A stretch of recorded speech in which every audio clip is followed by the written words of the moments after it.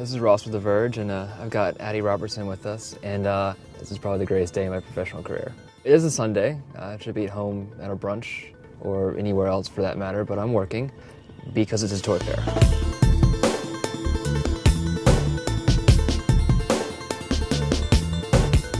I'm honestly very worried that this is going to be one of those very corporate conventions. I mean, yes, it's a toy fair, but it's a bunch of people in suits going, "This is the greatest toy. These kids are going to love it."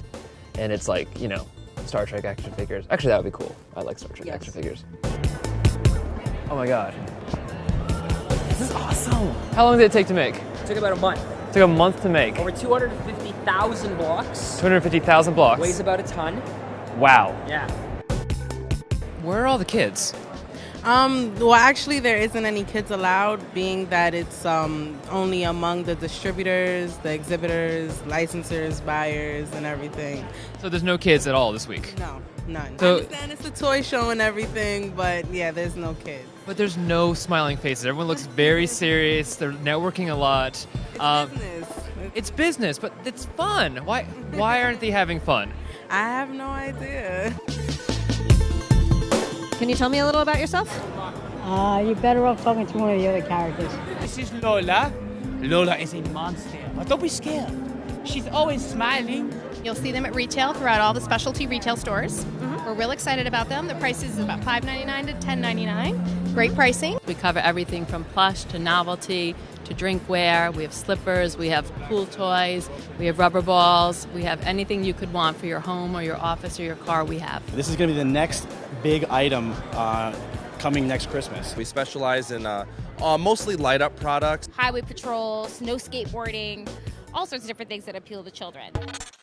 We're waiting outside the Mega Bloks. We tried going in, but security won't have that. Apparently Mega Bloks is like the Fortress of Solitude in that it's an all-white fortress, and that's all I know about Superman. Apparently, I'm pretty sure his fortress is probably more than 8 feet tall. They're very secret about letting people in. They're basically putting these large barricades up to block out all these smiling faces. So why is there like this giant kind of fortress hiding within behind the Mega Bloks? Why not be open to everybody?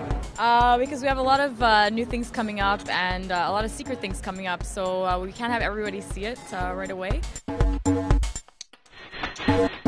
We're at LEGO. We've actually seen a Fortress of Solitude much like this before, and it is about, I'd say about 30 feet down that way, and that is Mega Bloks. All we can say is that when the war finally breaks out between them, we would not want to be Walthers or those doll makers down there. Can I ask you about the fortress? Yeah, absolutely. The LEGO Group has a private booth because we actually show products that aren't on shelves just yet. So there's sets that are coming out in August. So they're just stuff that we will show to the media, some of the one-off sets, but we never show the entire line, just, you know, so we're the first ones to put it on the shelf.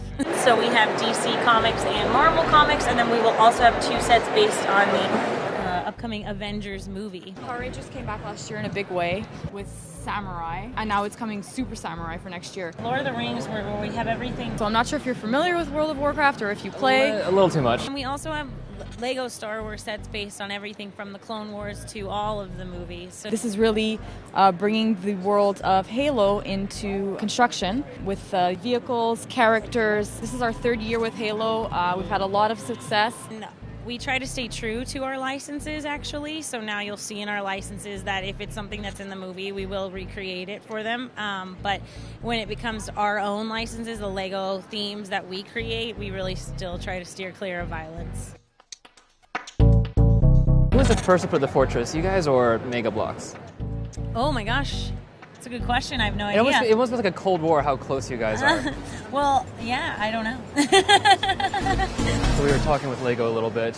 I'm kind of curious about the fortress stuff, and they said that like that's just all the big companies do. They just have these big kind of fortress areas. And if you look up, you can see this very, very creepy, ominous Mattel window. There's one here. There's one across the way. Kind of looking down. So basically, Mattel can see everything. Like these kind of corporate overlords. These are like the master toy company. If they want to know all the LEGO secrets, they just have to look down.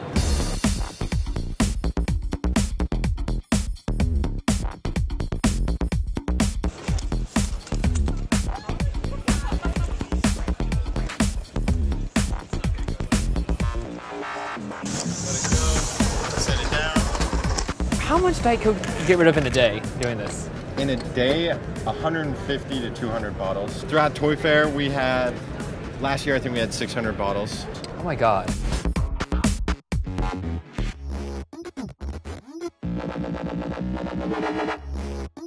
Innovation First is the parent company. We have several different divisions, one of them being robotics.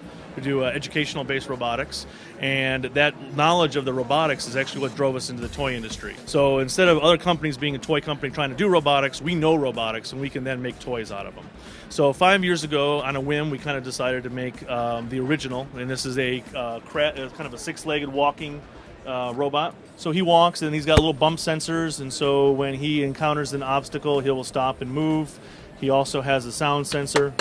Oop. So that way if he hears this loud noise, he'll stop and he'll go try to go another direction and try to get away from it. From there, we move to a crab. It also has a sound sensor. The next product has bump sensors on the front and back. It changes directions, and so it becomes very chaotic. The larva has got a really creepy motion. It has a wheel that spins, and so as the wheel moves back and forth, it's actually pushing a drive carrier. I'll show you this one here is called a Scarab, and this is new for this year. Then we have two other products that currently are remote control, but they're using an infrared remote. And the first one is the inchworm. You go forward, you can go back. It uses a center pedestal to make it turn around left and right. And then it has big giant loping legs that go forward and back. So it's in combination where you get some really unique motions and turns and straights and stuff. Our goal is to try to make robots that emulate real animals, but try to make them look like robots first, the animal second, and try to emulate them a little bit in how they work.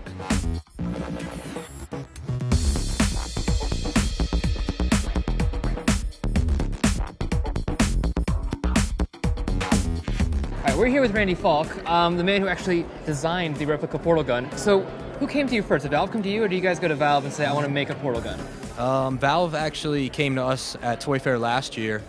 They were looking to get into consumer products and do more collectibles for a more affordable price to reach more of their fans. And they saw what we were doing with Gears of War, BioShock, Assassin's Creed, and that's how it began. So we started developing figures from Left 4 Dead and Team Fortress, and at the same time a portal gun was like a no-brainer because everyone loves Portal, and Portal 2 had just come out at the time, and we've seen some fans make some really impressive replicas themselves, but they're like crazy amounts of money. So you're like, how can we do one that's affordable, that anyone who wants one can have one?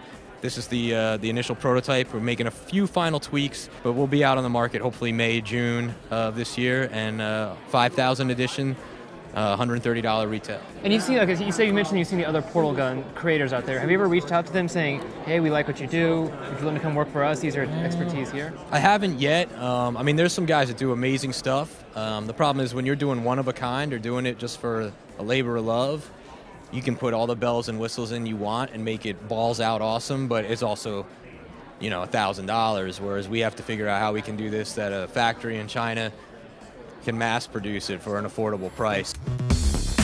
All the original designs come from the game creators themselves, but we adapt it or make it work as a toy or as a replica. Oh my God, I hope you're filming every detail of this. Little raised detail there, that circle, you press that. Oh my God.